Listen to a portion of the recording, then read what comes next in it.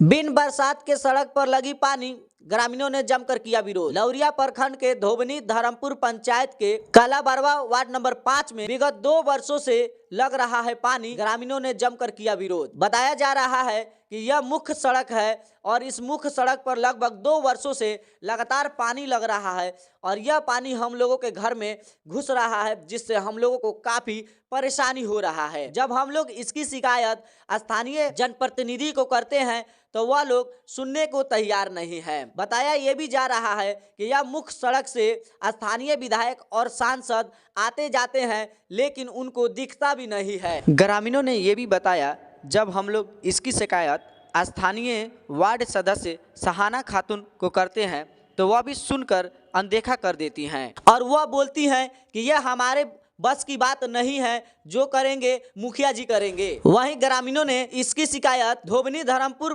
पंचायत के मुखिया वीर बहादुर सिंह को किया, लेकिन मुखिया भी सुनने को तैयार नहीं है। कहीं ना कहीं चुनाव के समय में जनप्रतिनिधि सिर्फ जनता को धोखा देते हैं और गुमराह करते हैं, और जब सत्ता में आते हैं तो जनता को सिर्फ धोखा के अलावा और कुछ नहीं मिलता है।